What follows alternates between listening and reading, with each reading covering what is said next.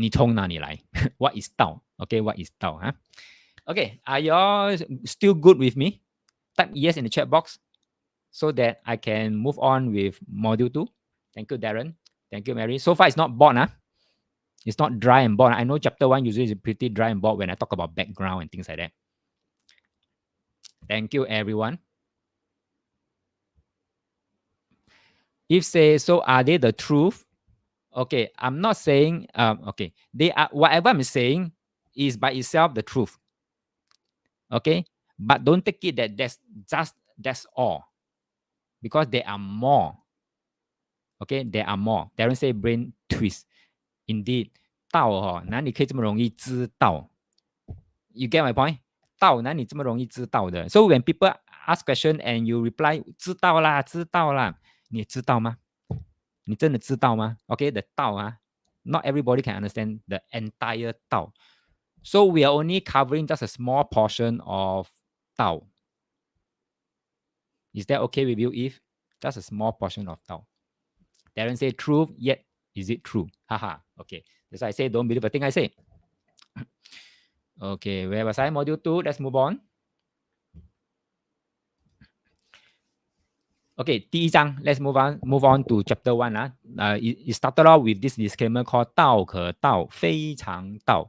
Now let me loosely translate the English translation done by me to my best understanding.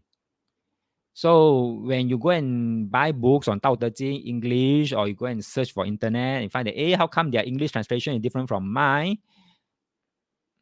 Doesn't matter. This is my translation based on my best understanding. Those translations that you found are based on their best understanding. So don't be confined within this framework, this parameter to say that, okay, there must be only one official English translation. No. Okay, so 道可道，非常道. Loosely translated, it says if the 道 that can be told, then it's not the eternal 道. Eternal 道 means the entire absolute truth about 道. Okay, the entire absolute 道.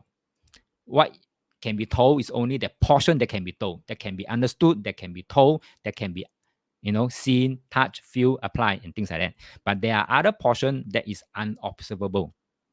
Unobservable. They may have not shown up yet. Okay, so the Tao here, let me explain a little bit more. Here is this. Where's my pen? The first Tao here is talking about the Tao lah, or the Tao. Okay, and the second 道 here is 讲话也是道啊，说三道四 that 道四 that 道 is spoken. Okay, spoken. 非 means is not equal to. Okay, 常道 means eternal or the absolute 道. So once you understand what each word means, when you put them there together, then you find that, if the Tao that can be told, that can be spoken, then it's not the entire Tao. In Chinese called 常道. Okay, 常道. So can you all follow now how to read this 道德经? 道可道 means if 道 can be spoken, then it's 非常道. It is not equal to the entire absolute Tao. Basically, this is what it means. This is also the disclaimer. Okay, this is also a disclaimer Lao Tzu put in right in front as the first sentence in chapter 1. So Tao, then what is Tao? Lo? Tao is actually the source of all things, the source code. Lo. Tao is a source code. So there is a key concept here called 常道. If say so cheap, cannot say, then how to understand? Yeah, no, can say, but whatever I say cannot represent the entire picture of Tao. Not say cannot say, but whatever who say this, who say that, there's only a portion of it, a subset of the entire Tao. Basically, this is what it means. Can you follow? If it's just a subset, it doesn't represent everything. Darren said, related back to I Ching, we able 3 pillars only. What happened, the rest behind the scene, we are unable to see the absolute flow of the rest of the hexagram. Very good, Darren, very good. Okay, so this exactly, so that's why we have to do a little bit of, in I Ching prediction class, right? We have to do a little bit of inference. Okay, inference means, once you know this thing and we know how nature works and how it evolved, we can able to more or less 推理 what's going to happen next. Same thing with 道德经 okay. All right, so 道德经, if I were to give you an image, it looks like this, the entire 常道, the entire absolute Tao, it looks like this. There are two major portions. One is called the things that are able to change, that are changing like day. Okay, throughout the day, the sun position is always changing, but there's also something called the unchanging. Every day, the sun will always come out and always come out from the east and then set at the west. This is unchanging. Even though every minute of the day, the position of the sun is changing. Okay, so there's always a portion of changing and there's a portion of unchanging. This is what we understood in I Ching also. So whether it's I Ching, whether it's Tao Te Ching, is talking about the same thing, the same Tao. So if talking about the same Tao, right, that means their teaching cannot differ that much. Cannot differ at all. It must mean the same thing. Okay, to give you a bit more depth into it, 常道. So we said that there's some part about changing and some part about there's unchanging. Now there's a little portion here that within the changing, there's something that's observable or spoken. Even within the unchanging portion, there's also something, there's a small portion that is observable and spoken, something that can be seen. Okay, something that can be seen, right?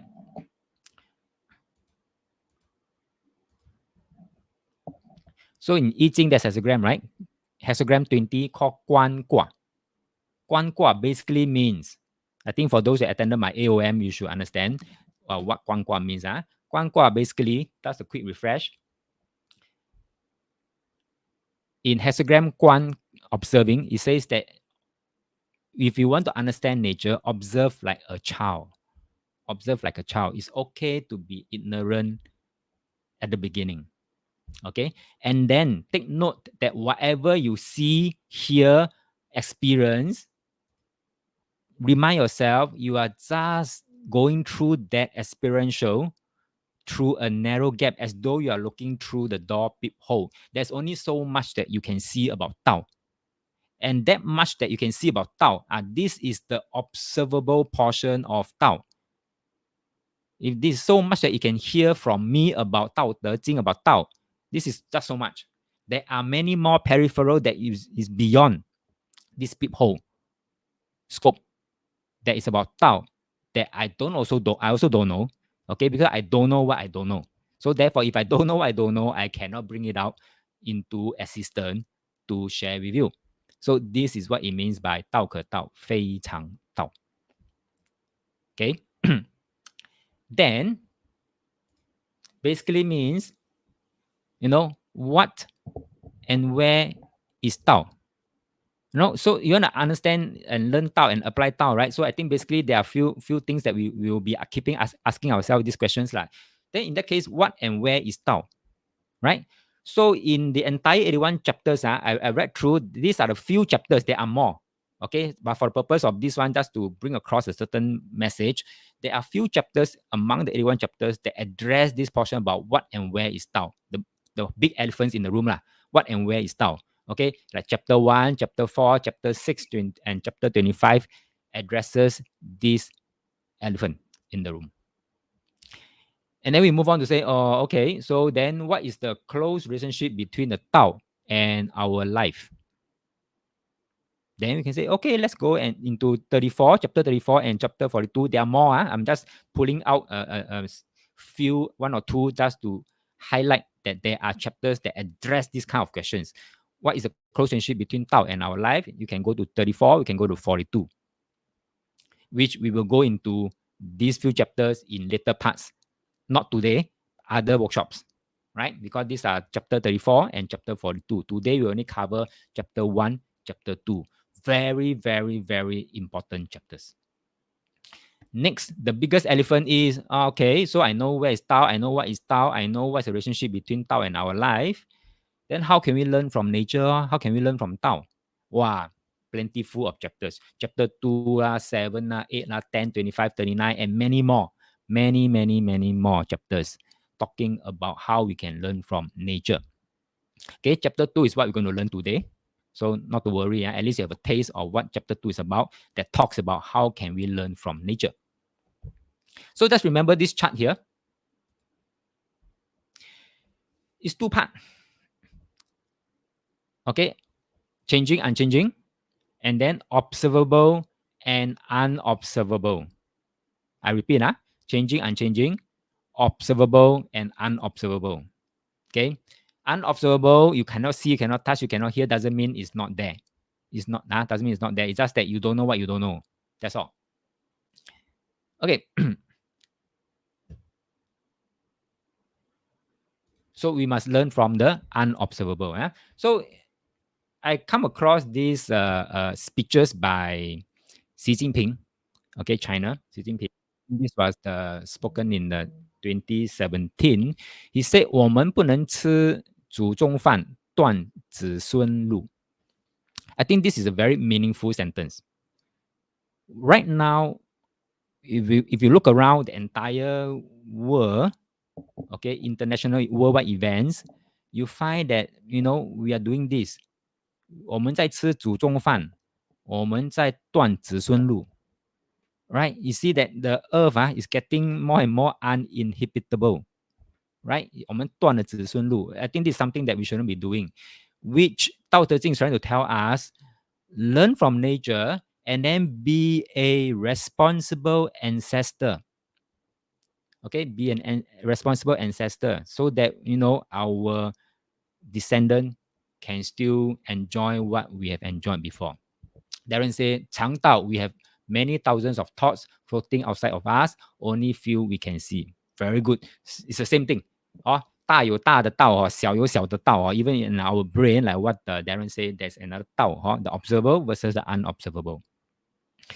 Okay, so how to be a responsible ancestor? Tao Te Ching also has lessons for us. Like chapter 22, 66, 80, and 81, and there are many more that talk about how can we be a responsible ancestor. Very applicable to our life right now, right? So having said that, that gives you an overarching understanding of what Tao Te Ching is and what can we use Tao Te Ching for and why is it so relevant, especially today, in today's context. Okay, ultimately is to be a responsible ancestor, right? And that's also part of the reason why I'm pushing out these Tao Te Ching workshops. Okay, let's go back to Tao Te Ching, chapter 1. The next sentence is 名可名，非常名. Now, we already cleared the first sentence, right? 道可道，非常道, right? And I also shown you how to read and understand the first sentence, right? So you try interpreting the second sentence. 名可名，非常名. So Darren said, 道德经 responsible ancestor, 易经 responsible human. Oh, that's a good way to put it. That's a good way to put it. Responsible ancestor and responsible human. Okay, so you try to interpret the second sentence, 名可名，非常名. Although I've already given you the loose translation in English, it's called, if the name that can be named, then it's not the eternal name.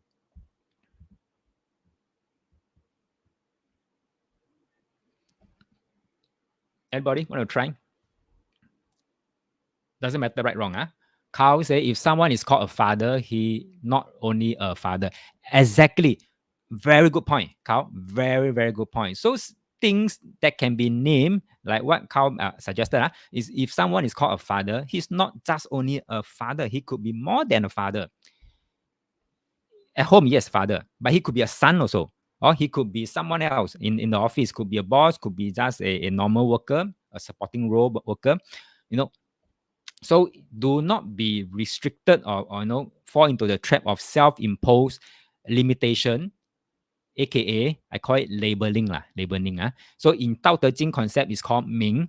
Ming basically means labeling. Okay, labeling. If say just a name only, not the real nature itself. Very good, very close explanation of Ming Ke Ming, Fei Chang Ming. Thank you. But today context, all of us, I think many of us are falling into this trap of putting ourselves to work within that very small framework of labeling. Okay, that in the very framework of labeling. Yeah, this is very scary. Okay, now, but of course, we need names and labeling called 名称, Why? Because, can you imagine in Fuxi time, those era when there's no language, no Chinese character, it's very hard to convey across certain points or things. But slowly with the Chinese character invention, then it's easier to, convey points because we're able to give certain things a name, a label, and then you say that, oh, okay, I want to eat apple today. Apple is a label. Okay, it's a label. So people know that, oh, okay, I know now you want to eat apple. So that is for the sake of easy communication. But putting the fruit called apple and apple does not restrict what apple actually is. Right? So I'll give you more life example. I'm just telling you what Lao Tzu is trying to say about the danger of labeling and danger of us falling into the trap of just working within that framework of that labeling. Okay, you say how they communicate a Fuxi era, symbolism. I think I read somewhere someone researcher done a research on how they communicate during those era where there's no language. They say that, for example, they want to do weather forecast. They want to do weather forecast, right? So someone who know how to read the weather, 看天象, then they'll say, oh, today will rain. Okay, especially is a good news, is a weather forecast for farmers lah. So what they do, they put a symbol, and what symbol they put, you make a guess. What symbol they put to tell people that today is going to rain? Make a guess. What symbol they put? Water. Yes, this is the symbol. What symbol is this? This is what I read from the researcher who done a very deep research into how they communicate back then. They put 坎卦. Right? So they don't learn characters, they learn symbols. Darren say fixed a growth mindset, therefore through trigram learning indicated, although there a name 乾卦, yet it didn't mean it is just what do you call it? It's just only 乾卦only. Exactly. Good point.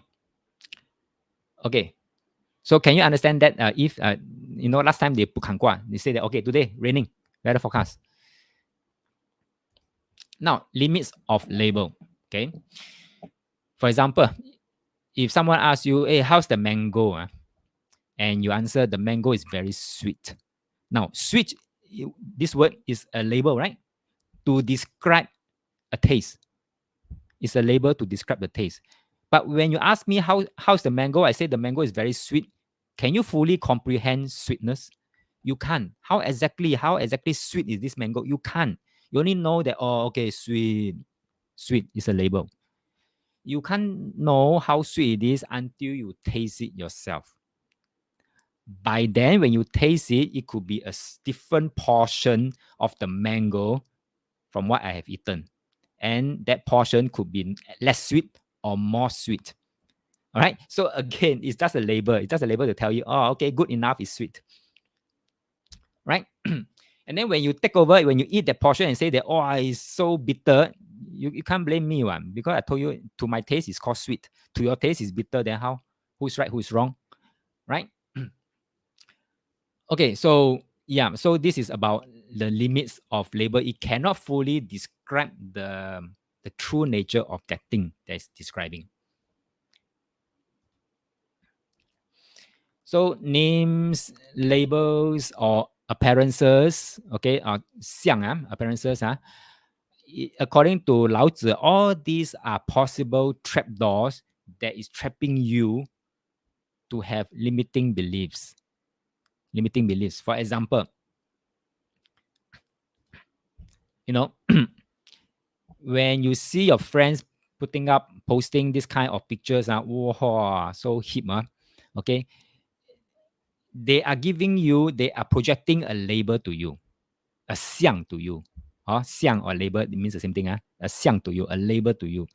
So what's your impression when you see every day, oh, my this friend, wow, I see all the, all the hip photo, they must be doing very well. This is labels. Okay, but behind the scene, they may not be very well. They may not be doing very well. Okay. Next, now if someone were to friend you on Facebook, for example, someone were to friend you, give you a friend, what do you call that, in Facebook, and when you check their profile picture, it looks like this. Top one is a female, Anne Robertson, with a profile picture, and she says she's an art director. And the other one, the bottom one, is a guy. It's called John Abira, and he's a road sweeper. Who are you more likely to accept the friend? Who are you more likely to accept the friend? The friends. Darren say, like myself, recently I go to massage parlor. I see the door with handle. I naturally try to push and pull the door label. Okay, I try so hard, although they are closed. In the end, someone slide the door open. This is our trap door in life. Limiting. Thank you very much. That is funny. Okay, so sorry. I laugh at you. Yeah, label. You put yourself into that framework of saying door can only be push or pull, right? And then you didn't realize that actually there's another method that is sliding. So therefore, what Lao Tzu is trying to tell us is, do not fall into this trapdoor of labels. Very dangerous. Very dangerous. Like the world event right now, fighting all over the world. Okay, if you don't condemn this, that means you are part of the other party. If you condemn, then you are part of another party. Something like that. So it's like, oh, why are we labeling everything else? That's very dangerous. Next. So in short, don't judge a book by its cover. Okay, don't judge a book by its cover. So a quick differentiation from my understanding, right? From my understanding, 道德经 or Lao Tzu starts writing 道德经 from 天道 and then write all the way to 人道. That means it tells us all about the source code first, telling us all about source code, then we'll write, and then talk about 人道. 人道 basically means the 德, 道德 the 德 okay, 天道 is the 道，人道就是那个德。Okay, this is 道德经。易经呢，孔子呢 okay, when he wrote the 10 what do you call that, the 10 wings and things like that, he wrote the reverse way, from 人道 talk about people, and then talk about 天道 all the way up to 天道. Okay, but they are all talking the same thing. So there's no differences between 易经 and 道德经 because they are the two sides of the same coin. They are talking and enlightening us about nature and how we should live our life. Okay, target audience is different by the way we see how where they start off with lah. Okay, 孔子易经 wrote from 人道 basically is trying to target the commoner, the daily on the street commoner. 道德经天道讲到人道 basically is trying to target the elite force, world leaders or business leaders, or professionals. 天道讲到人道 but intention is the same. No matter what's the sequence, the intention is the same, is to bring forward the root source or the source code or the origin to everything. That means peel away the surface layer, the stickers, so that it reveals the source code. So 道德经 and 易经, there is no contradiction. There's no contradiction. Okay, because If let's say in I Ching the what call it, the chart says 太极生两仪，两仪生四象，四象生八卦, right? And no mention about 无极, right? Then there could be some contentious issue lah. But I Ching mentioned, yes, before 太极 there is something called 无极. Okay, and then 道德经 cover that part very well about 无极 because that one is a 天道 already. Is that okay? Right. So with that, I think I've covered the end of the entire module 2. Are y'all still okay? Any question up to here? So now it's 3:06. I think we can go for a 10-minute break. I'm not sure whether it is dry for y'all because usually chapter 1 and module 1, module 2 is a bit dry. Are y'all okay? Any questions? Or can we go for a short break?